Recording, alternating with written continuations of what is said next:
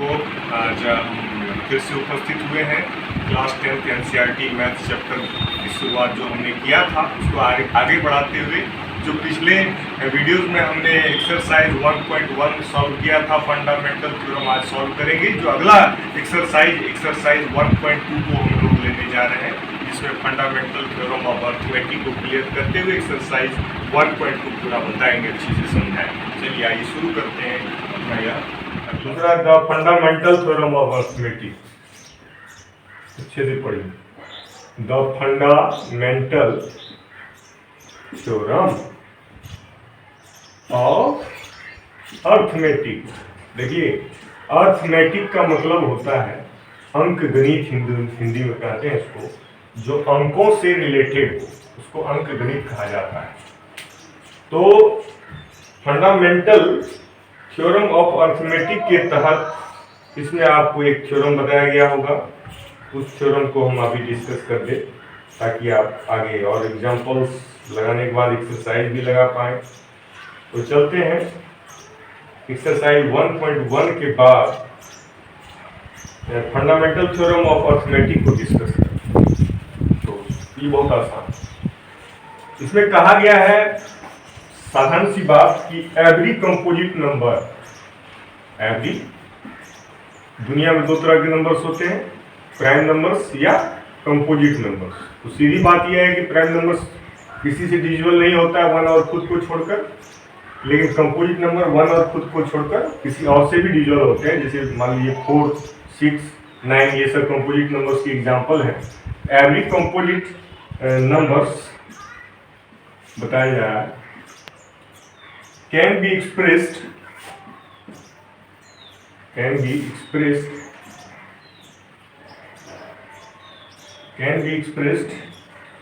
expressed का मतलब फैक्टोराइज्ड, can be factorized आपके लिए as a product of primes. सबको पता है, as a product of primes, primes मतलब prime numbers. And this factorization is unique. कौन नहीं जानता कि ये यूनिक है? ज्यादा बात नहीं लिखेंगे, बताएंगे। ज्यादा बात बताने से आपको जो ओरिजिनल बात है वो भी भूल जाएंगे, ज्यादा बता क्या फायदा। तो एवरी कंपोजिट नंबर लेते हैं 36, या मान लीजिए लेते हैं 30 ले लेते हैं, ये कंपोजिट नंबर है। इसका प्राइम फैक्टर आप निकालते हैं तो 2 × 3 × 5 होता है, सही है। तो आप देखते हैं कि 2, 3, 5 जो है इसको छोड़ करके और कुछ होगा 30 का प्राइम फैक्टर यूनिक नहीं हुआ तो क्या हुआ? वो क्या वेरिएबल हुआ? नहीं, बिल्कुल। आप जो फंडामेंटल थ्योरम ऑफ अर्थमेटिक है इसका कहना है कि every composite number has a unique prime factorization. Obviously from early childhood you understand this fact and you felt it already कि जो भी कंपोजिट नंबर्स हैं उसका एक यूनिक प्राइम फैक्टराइजेशन आपको प्राप्त होता है। यूनिक का माने उसको छोड़कर कोई और प्राइम फैक्टराइजेशन आपका नहीं होता है। 30 का अगर आपको कोई भी प्राइम फैक्टराइजेशन निकालने के तो ज़्यादा से ज़्यादा आप इसमें जो प्राइम नंबर्स इन्वॉल्व है उसको आप आगे पीछे कर सकते हैं, आगे पीछे कर सकते हैं। लेकिन 2, 3 और 5 गिनती कर लीजिए, तीनों नंबर को दिमाग में बैठा लीजिए। 30 का प्राइम फैक्टराइजेशन में 2, 3 और 5 के अलावे कुछ नहीं आता है, ये यूनिक। और this is fundamental theorem of arithmetic. तो फंडामेंटल थ्योरम ऑफ अर्थमेटिक जो है बहुत इजी था समझना आपके लिए, और इस तरह से इस पर आपको आधारित सवाल मिलेंगे और फिर आप चाहे किसी भी तरह का सवाल है वो डरिएगा मत, उसको बनाइएगा। फंडामेंटल थ्योरम के आधार पर एक्सरसाइज 1.2 आज लगवाते हैं आपको, जिसमें आप मजे से सीख जाएंगे, कोई दिक्कत नहीं। सबसे इजी चैप्टर अगर है कोई तो रियल नंबर्स है, जिसमें बच्चों को फिर भी अगर कठिनाई होती है तो हमने एक्सरसाइज 1.1 बनवाया था बच्चों से, तो उसमें भी यही सब बातें बताते हुए बनवाया था। आज एक्सरसाइज 1.2 में सिर्फ आपको फंडामेंटल थ्योरम एक नया चीज बताया हूँ जो आप पहले से जानते थे। लेकिन इस बार एक्सरसाइज 1.2 में चलते हैं, जिस एक्सरसाइज में आपको पहला ही क्वेश्चन कह रहा है कि express each number as a product of its prime factors इसमें आपको क्लास 10 में ये सिखाया जा रहा है कि my dear all, every composite number can be expressed in a unique prime factorization, so just believe it. So what is the answer of 140? That is equal to 2 into 2 into 5 into 7, that is its prime factorization. ये class 5 का सवाल है। अगर देखिए तो question number 2 पे चलिए। Question number 2 is there, to find the LCM and HCF of the following pairs of integers and verify LCM into HCF equal to product of those two numbers। मैं कहता हूं कि 2 और 3 एक एग्जांपल के तौर पर समझा रहा हूं। 2 और 3 दो नंबर ले लीजिए और बताइए इसका LCM क्या होगा। अगर आप LCM थोड़ा भी जानते हैं अच्छे से तो 2 3 का LCM क्या होगा माय डियर? 6 होगा कि 3 होगा कि क्या होगा? आप कहेंगे सर 6 होना चाहिए। एलसीएम आपका 6 हो गया और एचसीएफ क्या होगा? हाईएस्ट कॉमन फैक्टर तो कुछ है ही नहीं, तो 1 मान के चलिए 1। और आप एक चीज पाएंगे कि एलसीएम है 6 और एचसीएफ है 1, दोनों का मल्टीप्लाई करिए और जिस नंबर का आप एलसीएम एचसीएफ निकाले हैं 2 और 3 का, उस दोनों को भी मल्टीप्लाई करिए। आप पाएंगे the product of LCM and HCF is always equal to the same number का प्रोडक्ट। सेम नंबर माने जिस नंबर का आपने एलसीएम और एचसीएफ निकाला वैसा उसी नंबर का जो प्रोडक्ट होगा 2 और 3 का वो भी 6 ही होगा, और 2 और 3 का जो एलसीएम और एचसीएफ आया है 6 और 1 उसका भी आप मल्टीप्लाई करिएगा, दोनों बराबर होगा। तो formula you already studied in previous classes, that I would like to just share this formula to all my dear students. This is the very junior class formula, but we consider it here seriously that HCF into LCM equal to first number into second number। मैं ऐसे इसलिए लिख रहा हूँ कि first number और second number पे ही ये आपका लागू होता है, यानी अगर आपके 2 से ज्यादा नंबर्स हैं तो भी ये लागू होगा, लेकिन आपको पहले 2 नंबर समझना चाहिए। मान लीजिए 5 और 7 है, उसका अब प्रोडक्ट 35 होता है, और अगर 5 और 7 के एलसीएम और एचसीएफ को निकालेंगे उसका भी प्रोडक्ट करेंगे तो 35 ही होगा। ये जनरल रूल, एक फॉर्मूला है। इस फॉर्मूले को नोट करें आप कॉपी में और नोट करके समझ लें कि कोई भी 2 नंबर का आप एलसीएम और एचसीएफ निकालोगे तो उसका जो प्रोडक्ट होगा वो उतना ही होगा जितना कि उस दोनों नंबर का आपस में प्रोडक्ट होगा। This is called LCM into HCF equal to first number into second number. Question number 3 की ओर आगे बढ़ते हैं। Question number 3 is saying that find the LCM and HCF of the following integers by applying the prime factorization method. यानी आपको class 5 में जो सिखाया गया था वही एक बार फिर से आपको पूछा जा रहा है कि 12, आपको एक पहला नंबर 12 है, दूसरा नंबर 15 है और तीसरा नंबर है 21। तो तीनों नंबर्स का आपको पहले मैं आपको प्राइम फैक्टराइजेशन मेथड से कर रहा हूं, तो प्राइम फैक्टराइजेशन मेथड से आपको मैं सिखा रहा हूं कि किस तरह से इसका एलसीएम आप निकालेंगे। तो सबसे पहले क्या करिएगा, 12 का प्राइम फैक्टराइजेशन निकालिएगा तो 2 इंटू 2 इंटू जो है 3 आ जाएगा। फिर 15 का प्राइम फैक्टराइजेशन निकालोगे आप तो 3 इंटू 5 हो जाएगा, और लास्ट में एक और नंबर था 21, 3 इंटू 7 हो जाएगा। माय डियर ऑल, सबसे पहले इसका एलसीएम भी हम लोग निकालना है सीखेंगे, फिर एचसीएफ तो और भी आसान है। एलसीएम के लिए हमें 2 को देखना है कि हम शुरुआत करते हैं मान लीजिए इस 2 से, तो 2 इसमें कितनी बार है? मैक्सिमम 2 बार है। तो 2 को मैक्सिमम 2 बार है तो अभी 2 को मैक्सिमम 2 बार लीजिए। देखिए तीनों में देख लीजिएगा कि 2 जो है यहाँ पर अगर हम 12, 15 और 21 के प्राइम फैक्टराइजेशन में जो प्राइम नंबर है उस पर एक नजर डालें तो उसमें 1, 2, 3 और 4 तरह के नंबर्स हैं। जैसे पहला तरह का नंबर है 2, दूसरे तरह का नंबर है 3, तीसरे तरह का नंबर है 5, चौथे तरह का नंबर है 7। तो यहाँ भी हम 4 तरह के ही नंबर लेंगे 2, 3, 5, 7, लेकिन कितनी बार लेंगे मल्टीप्लाई करेंगे ये गौर करना है। तो मैक्सिमम बार मल्टीप्लाई करिएगा। जैसे 2 का मैक्सिमम बार 2 बार है तो आप 2 बार लीजिए, अगर 3 का मैक्सिमम एक ही बार है तो एक ही बार लीजिए, कहीं भी तो 2 बार नहीं दिख रहा है, 3 बार। 3 सब में एक एक बार है तो आप भी 3 एक बार ले लीजिए। 5 एक ही बार है तो आप भी एक बार 5 ले लीजिए। 7 एक भी बार है तो 7 मैंने आपको पहले कहा था। जब भी आपको प्राइम फैक्टराइजेशन मेथड से एलसीएम निकालना हो तो आपको उसका प्राइम फैक्टराइजेशन कर लेना चाहिए अलग अलग, और प्राइम फैक्टराइजेशन जितने भी अलग अलग तरह के प्राइम नंबर्स हैं सबको मैक्सिमम टाइम्स देख लीजिएगा कि 2 यहाँ मैक्सिमम 2 बार है तो 2 बार ले लीजिएगा। 3 मैक्सिमम एक ही बार है तीनों में तो एक ही बार, मैक्सिमम टाइम्स वो कितनी बार आया है, that means the product of highest powers of each prime number of the numbers are called like is called your LCM. तो इस तरह से एलसीएम की वैल्यू आ गई 2 2 या 4, 3 या 12, 5 जा 60 और 67 जा 420। ये हो गया 12, 15 और 21 का एलसीएम। देखिए अब एचसीएफ जो है वो भी प्राइम फैक्टराइजेशन मेथड से ही निकालना है तो हम दोबारा नहीं निकालेंगे प्राइम फैक्टराइजेशन, तो यूनिक होता है। और ये तो हम यूक्लिड डिवीजन लेमा के बाद जो हमने फंडामेंटल थ्योरम ऑफ अर्थमेटिक पढ़ा था उसका हमेशा याद रखिएगा। देखिए चीजों को समझ लेना कोई बड़ी बात नहीं होती, फिर उसको याद रख पाना और एग्जामिनेशन में आए हुए क्वेश्चंस को एज इट इज कर देना, जैसा पूछा गया वैसा ही बना देना, ये बहुत बड़ी खासियत होती है। स्टूडेंट्स जो पढ़ने वाले होते हैं ना वो बार बार एक सवाल को लगाने से इसका एक फायदा मिलता है। जो फंडामेंटल थ्योरम है वो क्या कहता है कि कोई भी कंपोजिट नंबर का जो प्राइम फैक्टराइजेशन होता है वो यूनिक होता है। तो निश्चित रूप से जो 12, 15 और 21 का हमने प्राइम फैक्टराइजेशन निकाला है तो हम अगली बार दोबारा थोड़ी निकालेंगे, उसी से हमको एचसीएफ भी निकालना सीखना है। एचसीएफ का मतलब होता है हाईएस्ट कॉमन फैक्टर।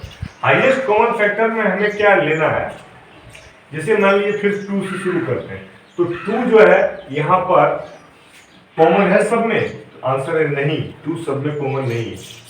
चलिए अगला 2 भी कॉमन है नहीं है। 3 है कॉमन सब में, हाँ 3 तीनों में है कॉमन, तो कितनी बार है, एक एक बार सब में कॉमन है, हम भी एक बार लिए।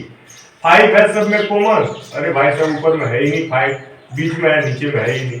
7 है तीनों में कॉमन नहीं है, तो कॉमन का जो लोवेस्ट पावर होता है उसी का प्रोडक्ट होता है एचसीएफ। आपको एचसीएफ नहीं समझ में आएगा तो आप एक काम कर लीजिएगा कि इसमें देख लीजिएगा कि जो कॉमन चीज होगा उस पर गोल घेरा लगा लीजिएगा, जैसे 3 तीनों में कॉमन तो वही एचसीएफ। अब इसके अलावा और भी 5 भी तीनों में कॉमन रहता है, उस पर भी गोल घेरा लगाते हैं और 3 to 5 आंसर होता है। मैं ये नहीं कर रहा हूँ, लेकिन अब संजोग है यहाँ पे एक आध और सवाल लगा देंगे तो क्लियर हो जाएगा। तो एलसीएम और एचसीएफ देखिए, अब मैं यहाँ पर वो फॉर्मूला जो अभी बेसिक फॉर्मूला बताया था कि HCF into LCF equal to होता है first number into second number, इस फॉर्मूले पे मैं इस सवाल को भी प्रूव कर देना चाहूंगा। तो एलसीएम है आपका बेटा, एचसीएफ है आपका 3 और एलसीएम है आपका 420, दोनों को मल्टीप्लाई करो, देखो वो फर्स्ट नंबर क्या था भैया, जो है यहाँ पर मैंने उसका जो नंबर था क्या क्या था, 12 था, 15 था और 21 था। तो आप 12 इंटू 15 करोगे तो कितना आएगा, 180 आता है, और 180 इंटू 21 करोगे तो कितना आएगा, है कि नहीं। तो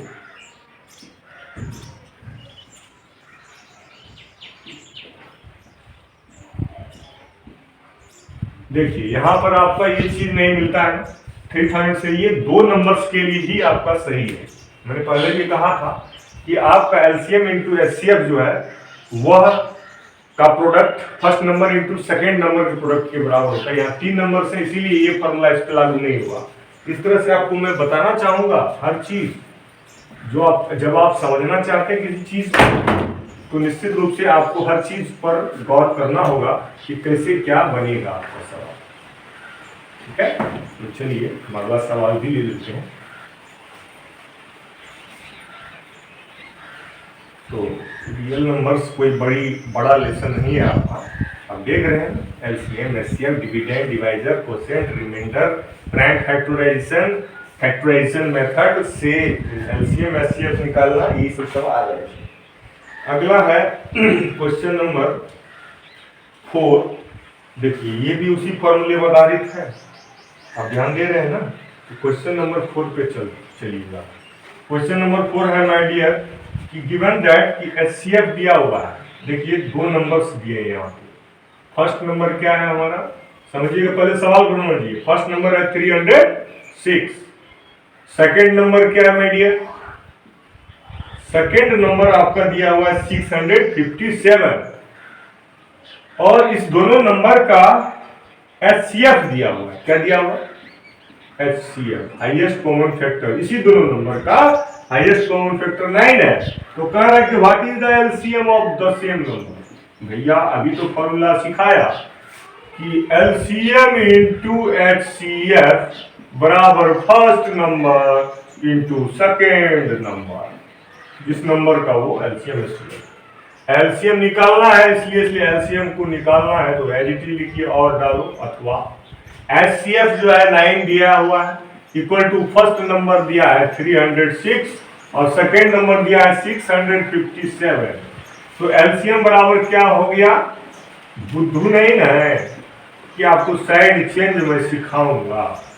तो साइड चेंज रूल से, यानी that is called transposition method in class 5, जो 9 इधर मल्टीप्लाई में है उसका साइड चेंज एलएचएस से आरएचएस में गया तो वो मल्टीप्लाई से डिवाइड में चला गया। देखिए हम बुद्धू नहीं है का शब्द का प्रयोग इसलिए किए कि कई बच्चे ऐसे होते हैं कि वो अपने आप को बुद्धू नहीं कहलवाना पसंद करते हैं, लेकिन उनको पता तो नहीं होता। अब ये बताइए, कुछ किसी को कोई चीज पता ना हो तो क्या वो बुद्धू है? बुद्धू उसे नहीं कहते जिसे कोई चीज पता ना हो, बुद्धू उसे कहते हैं जो किसी चीज को पता नहीं करना चाहता है। अगर आप इस वीडियो पर चुपचाप देख करके खाली विक्रम सर हैं तो चलिए लाइक कर देते हैं, ऐसा अगर सोच करके वीडियो देख करके फॉरवर्ड करके या इसकी स्पीड बढ़ा करके आप देख रहे हैं तो निश्चित रूप से मान लिया आप बुद्धू है। अगर आप विक्रम सर का थोड़ा भी रिस्पेक्ट करते होंगे या पढ़ाई आपको पढ़ना आपको जरूरत है तो यहाँ पर आप लाइक कमेंट करने के लिए नहीं बैठे हैं। यहाँ आप बुद्धू नहीं है कि आप बातों को जानना नहीं चाहते, आप समझदार हैं और समझदार को ही कोई बात नहीं पता होने का चांस होता है। तो शायद विक्रम सर जो है समझदार बच्चों का टीचर है, बुद्धू लोगों का नहीं। तो समझदार लोगों जो साइड चेंज होता है क्लास 5 में, आप किसी अच्छे मैथ्स बुक में आप उल्टा के देख लेना, क्लास 5 में एक मेथड दिया हुआ है ट्रांसपोजिशन मेथड। इसका मतलब ये था कि whenever any number changes its sides from LHS to RHS. अब कई बच्चे तो ये भी नहीं जानना चाहते कि एलएचएस और आरएचएस का मतलब क्या होता है। जैसे मैं यहाँ खड़ा हूँ तो मैं बीच में खड़ा हूँ, मेरे दाईं तरफ जो है कोई दूसरा लड़का खड़ा है, मेरे बाईं तरफ कोई दूसरा लड़का खड़ा है। तो दाईं तरफ रवि खड़ा है और बाईं तरफ हर्षित खड़ा है। अब मैं ये कहूँगा कि राइट, मेरा जो है लेफ्ट साइड में जैसे रवि खड़ा है तो बीच में मैं हूं, तब तो मेरे हिसाब से वो लेफ्ट में है, बीच में मैं हूं तब तो मेरे हिसाब से हर्षित जो है राइट में है। ये जो हर्षित और ये रवि है, तो हर्षित जो राइट साइड में है और रवि लेफ्ट साइड में है। तो कब इस बात को समझे, जब विक्रम सर बीच में है तब। तो वहां तो विक्रम सर नहीं है, वहां बीच में क्या है, वहां इक्वल टू है, बीच में इक्वल टू है। इक्वल टू का अगर हम यहाँ सामने में खड़े हैं, कॉपी में खड़े हैं, कॉपी में लिख रहे हो, अच्छा है बोर्ड पे खड़े हैं तो बीच में तो इक्वल टू रहता है। और इक्वल टू के बाईं तरफ लेफ्ट हैंड में जो भी चीजें लिखी होती है वो एलएचएस होती है, इक्वल टू के दाएं तरफ जो चीजें लिखी होती है वो आरएचएस होती है। बात छोटी सी है, बुद्धू लोग कहते हैं कि समझना नहीं चाहते हैं और आगे बढ़ जाना चाहते हैं, इसी चक्कर में हुआ। समझदार तो कभी सपने में भी नहीं बन पाते हैं। समझदार वो नहीं होता जो छोटी छोटी बातों को इग्नोर करके चलता है, समझदार वो बनता है जो छोटी छोटी बातों पर भी गौर करता है और छोटी छोटी बातों पर भी जब गौर करेगा तो बड़ी बड़ी बातें भी आएगी। तो एलसीएम इंटू, हाँ मैं कह रहा था कि एलसीएम निकालना है तो everything will be in right side here, 36 and 657। 9 will be transposition method से वो एलएचएस से आरएचएस हो गया, मल्टीप्लाई था, डिवाइड किया। तो जब भी कोई चीज एलएचएस से आरएचएस में या आरएचएस से एलएचएस में जाता है तो अगर वो मल्टीप्लाई में है तो डिवाइड में जाता है, अगर डिवाइड में है तो मल्टीप्लाई में जाता है, अगर प्लस में है तो माइनस में जाता है, अगर माइनस में है तो प्लस में जाता है। That's all. मैंने हर चीज उल्टा होता है, कोई नहीं जानता प्लस को उल्टा माइनस, मल्टीप्लाई को उल्टा डिवीजन, डिवीजन को उल्टा मल्टीप्लाई, माइनस का उल्टा प्लस। तो साइड चेंज अगर कभी भी होगा, होता है ऐसा है, ये छोटी सी बात है को कई बच्चे नहीं क्लियर करते हैं, तो इसको प्रैक्टिकली सही करिएगा आप लोग। इससे आपका कैलकुलेशन डिपेंड करता है। आप सारा सवाल का मेथड सीख लेंगे, आप कैलकुलेशन ही रॉन्ग कर देंगे तो 0 नंबर आएगा। 306 इंटू 657/9।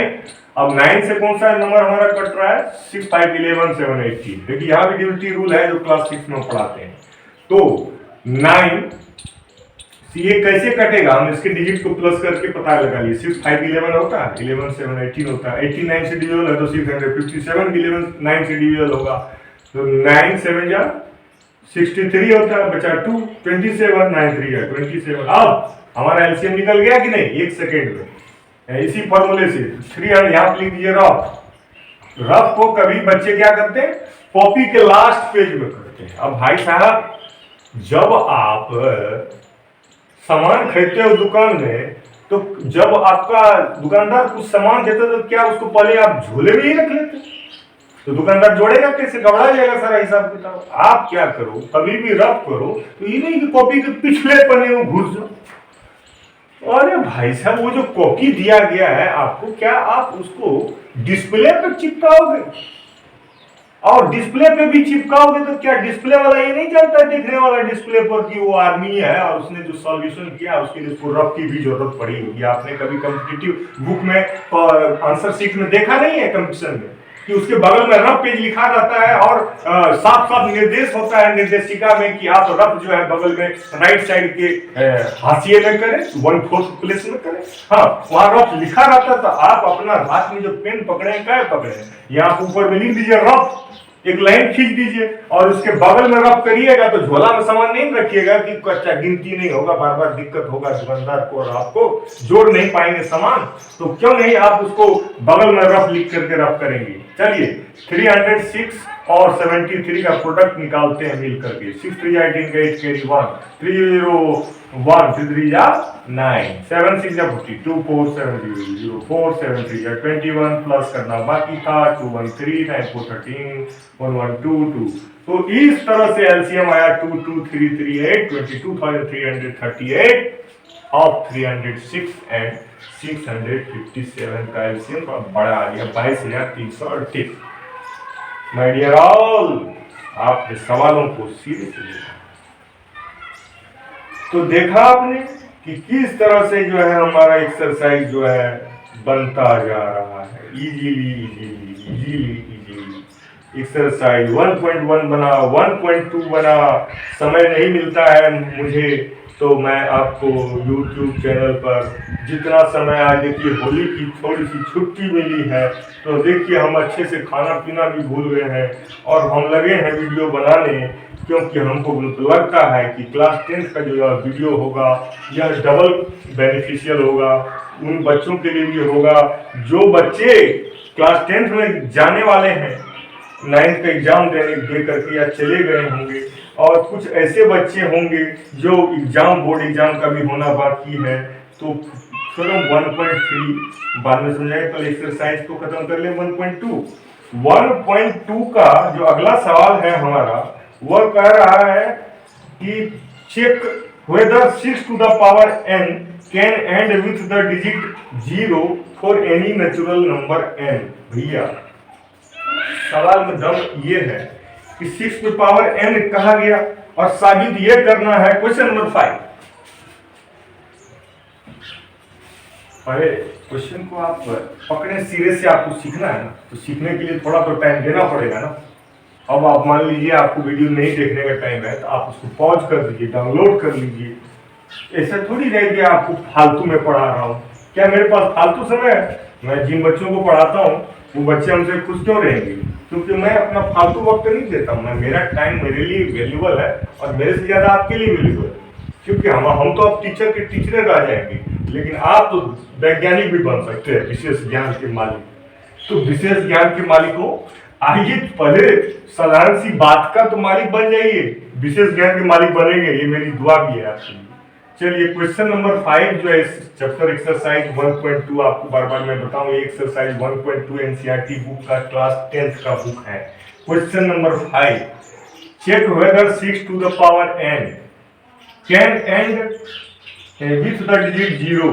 तो हे भैया कोई भी नंबर 0 पे कब डिजिट करेगा, चाहे तो वो 5 से डिविजिबल होगा तो 0 पे एंड करेगा। What is the duty rule of कि कोई भी नंबर 0 पे कब खत्म करता है भैया, 0 पर कोई नंबर खत्म करने का एक ड्यूटी रूल याद करिए। एक ड्यूटी रूल था जिसमें कहा गया था कि कोई भी नंबर जो है वह 0 पर खत्म अगर होता है तभी वो 5 से डिविजिबल होगा।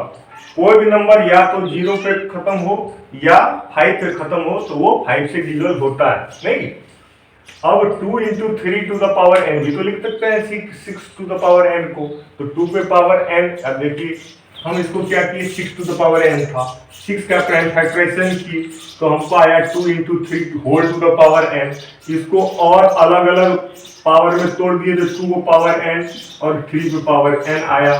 अब हम देखेंगे कि जो इसका प्रोडक्ट है यानी 6 पे पावर n के बराबर ये है, तो जो 6 पर पावर n है वो 2 पर पावर n से डिविजिबल है, नहीं।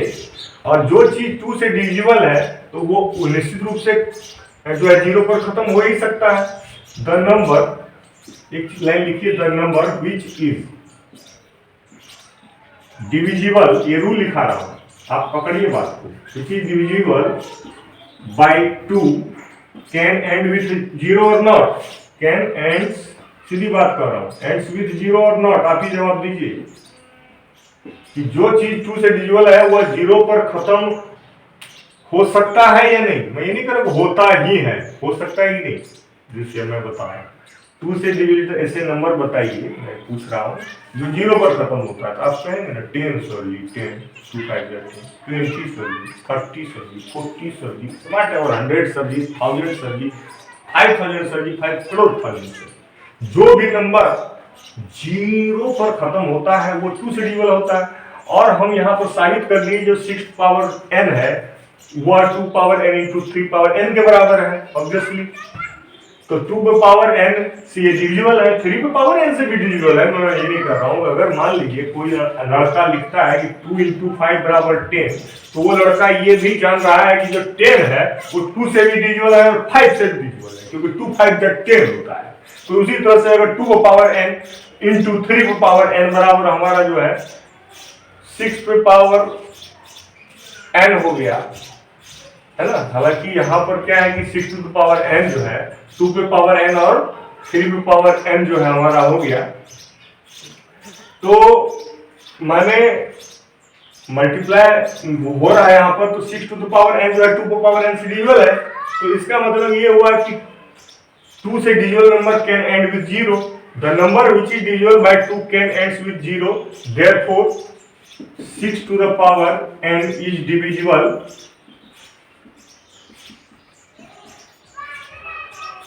है, 6 to the power n is divisible by 2 पे power n, so it can end with 0। सीधी बात, it can end in 0। देखिए 6 पे पावर n जो हमने साबित कर दिया 2 पावर n से डिविजिबल है, इसीलिए ये जो है 0 पर एंड कर सकता है। बहुत आसानी से आप समझ गए, नहीं समझे तो बताइए। चलिए अगला एक्सरसाइज हमारा हम लेते हैं।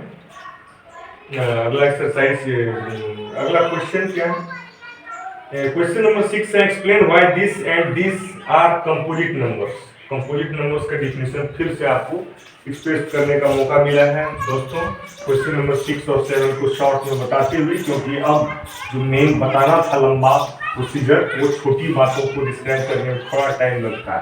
पहली बात देखिए, हम मान के चलते हैं कि यह YouTube का वीडियो सभी ऐसे लोगों के लिए भी है जो पढ़ने में कमजोर हैं, तो निश्चित रूप से हमें उनका भी ध्यान निश्चित रूप से रखना चाहिए कि जो पढ़ने में कमजोर भी है, जो अच्छे हैं तो वो तो अच्छे हैं और अच्छे होंगे, कमजोर का कोई जो है तरीका नहीं है आगे बढ़ाने का। तो विक्रम सर के पास तरीका है कमजोर बच्चों को आगे बढ़ाने का। तो क्वेश्चन नंबर जो हमारा अगला है 6 नंबर, उसको थोड़ा समझा दे रहे हैं, बना तो आप खुद लेंगे। देखिए ये कह रहा है ना, explain why 7 into 11 into 13 plus 13। और एक चीज और देखिए, 7 इंटू 11 इंटू 13 प्लस 13 एंड जो है अगला नंबर आपका दिया हुआ है एक और कि 7 into 6 7 into 6 into 5 7 into 6 into 5 और इंटू 4 इंटू 3 इंटू 2 इंटू 1 इतना लंबा खींच दिया है। ये दोनों नंबर्स जो है फिर से पढ़ लेते हैं 7 6 5 4 3 2 1 7 6 5 4 3 2 1 प्लस 5 आर कंपोजिट नंबर्स। जी हाँ, इसको कंपोजिट नंबर्स दिखाना है। अब इसको सॉल्व करेंगे तब ना कहेंगे कि कंपोजिट है कि प्राइम नंबर है। चलिए पहला जो पेयर था उसको समझाते हैं। 7 इंटू 11 इंटू 13 प्लस 13। बताइए इसमें आपको एक चीज है, अलजेब्रिक एक्सप्रेशन में आप कॉमन फैक्टराइजेशन आप कॉमन लेते थे, तो ये प्लस से तो दोनों चीज अलग है। ये एक टर्म है, ये दूसरा टर्म है। दोनों टर्म में कॉमन क्या है? 13 is out of the bracket. तो हमने जो चीज कॉमन था उसमें गोल घेरा इसलिए लगाया ताकि आपको समझ में आए कि जो फर्स्ट टर्म है उसमें बचा 7 इंटू 11 और दूसरे टर्म में बचा 1।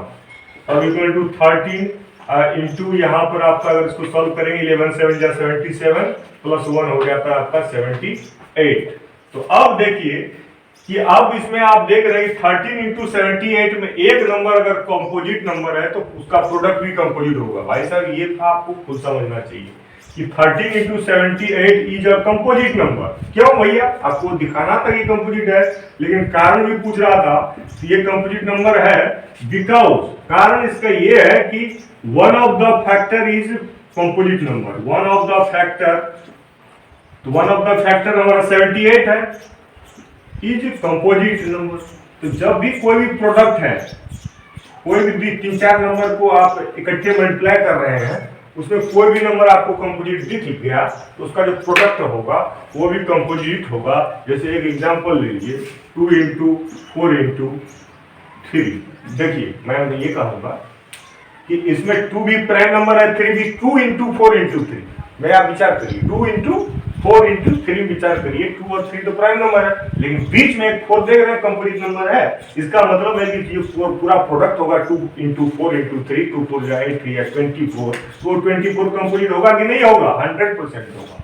तो जब आपका किसी भी प्रोडक्ट में एक भी कंपोजिट नंबर रहे तो पूरा का पूरा प्रोडक्ट जो है आपका कंपोजिट नंबर का होगा। माय डियर, कोई चिंता की बात मत करिएगा, सब समझाएंगे। इसी तरह इसको भी आप प्रूव कर लीजिएगा। क्वेश्चन नंबर 7 को करके आज का वीडियो का समाप्ति करेंगे और हम एक एक्सरसाइज को खत्म करेंगे रोज, और फिर आपको बहुत आगे लेके जाएंगे। जितना समय है हम उतना देंगे ही देंगे, और यह समय आपका है। मैं तो कोचिंग, ट्यूशन, विद्यालय इत्यादि पढ़ाता ही हूँ। इसके अलावा ये मेरा अपना शौक है कि मैं बच्चों को फ्री शिक्षा दूं। तो मैं सोचा कि किसको दूं, शिक्षा पाने वाले के पास मैं जाऊं, तो इससे अच्छा है कि मैं ऐसे सभी लोगों के पास जाऊं जो जिनको मेरी जरूरत है, यानी एक शिक्षक की जरूरत है और बातों को सीधे से समझना जो चाहेंगे, इस वीडियो से निश्चित रूप से लाभ उठाएंगे। तो सारे बुद्धू प्राणियों को जो है, जो बुद्धू प्राणी होते हैं वो सावधान हो जाए। बुद्धू वो होता है जो बातों को जानना नहीं चाहते। आप बातों को जानना चाहते हैं तो आप कभी बुद्धू नहीं है। आप जानिए, मैं समझाऊंगा। क्वेश्चन नंबर 7 है, my dear, there is a circular path around the sports field. एक स्पोर्ट्स फील्ड के चारों ओर सर्कुलर पाथ बना दीजिए। मतलब ये सब रास्ता है, सर्कुलर रास्ता नहीं होता है। Sonia takes 18 minutes to drive 1 round. Sonia को 18 मिनट्स 1 राउंड में लगता है। सोनिया टेक्स 18 मिनट्स, एक राउंड मारती है इस पे, उसको 18 मिनट लग जाता है to drive 1 round of the field. While Ravi takes 12 minutes. Ravi को तो कम समय लगता है, ज्यादा स्पीड है का। रवि को 12 मिनट में एक चक्कर लगा लेता है गोल घेरे का। अरे वाह। Suppose they both start at the same point. अच्छा, सेम पॉइंट से स्टार्ट किया and go in the same direction. अच्छा, यानी सोनिया और रवि, यहाँ सोनिया खड़ी हो गई, यहाँ रवि खड़ा हो गया, सेम पॉइंट पे और सेम टाइम पे स्टार्ट हो। तो पूछ रहा है कि दोनों अगर गोल गोल घूम रहा है, साथ निकला तो साथ है, लेकिन रवि आगे रहेगा कि सोनिया आगे रहेगा? क्योंकि रवि इसलिए आगे रहेगा क्योंकि एक चक्कर वो कम समय में लगा रहा है, 18 मिनट में नहीं लगा रहा है। सोनिया को 18 मिनट लग रहा है एक चक्कर में, लेकिन रवि तेज लड़का है तो उसको तो उस चक्कर लगाने में उसको कम समय में लग रहा है। तो इसका मतलब रवि आगे रहेगा। भले ही सोनिया और रवि एक साथ दौड़ा है, लेकिन रवि आगे रहेगा और सोनिया पीछे पीछे दौड़ेगी क्योंकि उसका स्पीड कम है। तो ड्राइव कर रहा है, ये दौड़ने की बात नहीं कर रहा है, ड्राइव करने की बात कर रहा है। चलिए कोई बात नहीं, लंबा रास्ता होगा तभी तो 18 मिनट लग रहा होगा, बाइक वाइक से होंगे तो मान लीजिए उसको लंबा टाइम लग रहा है, इसका मतलब जो है सर्कुलर जो रास्ता है बड़ा मैंने ज्यादा मतलब सर्कमफेरेंस का होगा। Suppose they both start at the same point at the same time, मैंने कहा एक ही जगह से दोनों चलना शुरू किए एक ही टाइम पर, एक ही जगह से एक ही डायरेक्शन मीनिंग उल्टा डायरेक्शन चलना शुरू किए हैं। After how many minutes will they meet again at the starting point. बंद करो कहानी, एक्सरसाइज खत्म। देखो अगर वो एक ही जगह से चला है और एक ही जगह उसको स्थान से एक ही पॉइंट से एक ही समय पे चला है तो 18 और 12 का आप एलसीएम निकालिए। एलसीएम जो है लॉन्ग डिवीजन मेथड से आप निकालना जानते हो, तो निकाल लो, 1 मिनट लगेगा। ये रहा 3 तो कितना हुआ एलसीएम? एलसीएम क्यों निकाल रहे हैं अभी बताएंगे। 2 दूना 4 के बाद 36 मिनट, यानी 36 मिनट कितना मिनट हुआ? 36 मिनट तो मतलब आधा घंटा 6 मिनट लगभग, समझाने के लिए बोल रहे हैं। तो 36 मिनट के बाद ही वो आपस में एक दूसरे से मिलेंगे, क्रॉस एक दूसरे के आमने सामने होंगे। देखिए ऐसा हम इसलिए किए, जो रवि लड़का है वो 12 मिनट में चक्कर लगा रहा है, एक चक्कर 12 मिनट में, दूसरा चक्कर 24 में, तीसरा चक्कर 36 मिनट में तो लगाएगा ही लगाएगा। तो क्या सोनिया 18 मिनट में एक चक्कर लगा रही है, तो वो 18 टू 36 में दूसरा चक्कर जब लगाएगी तो वो भी 36 मिनट पे वहीं पहुंचेगी जहां रवि जो है 3 चक्कर में पहुंचेगा। रवि 12 3 36 3 चक्कर में लगा लेगा तब तक, मतलब रवि जब तक 3 चक्कर लगा लेगा, सोनिया 2 ही चक्कर लगा पाएगी, क्योंकि रवि 3 चक्कर लगाएगा तो 12 3 36 मिनट के बाद, और सोनिया 2 चक्कर लगाएगी तो 18 टू 36 मिनट के बाद दोनों आपस में मिल जाएंगे। इस तरह के सवालों का आप एलसीएम निकाल लीजिएगा, लोवेस्ट कॉमन मल्टीपल। तो 12 और 18 का आपका जो है एलसीएम जो है 36 मिनट आया, तो 36 मिनट के बाद वो आपस में फिर एक ही जगह मिल जाएंगे। Thank you very much, have a nice day, meet you again in the next exercise of the rational number. If there are any more chapter, I see here that the next exercise will be related to irrational numbers under square root numbers. That will be exercise 1.3. After that exercise 1.3 हम solve करेंगे, बहुत छोटा exercise है लेकिन हमें कोई जल्दबाजी नहीं रहती है। एक्सरसाइज 1.4 है, फिर उसके बाद जो है आपको कुछ नहीं है। तो आपके 2 एक्सरसाइज हो चुके हैं, 2 एक्सरसाइज और होना बाकी है। Thank you very much, Holi की हार्दिक शुभकामनाओं के साथ फिर मिलते हैं अगले वीडियो में। धन्यवाद, नमस्ते, प्रणाम।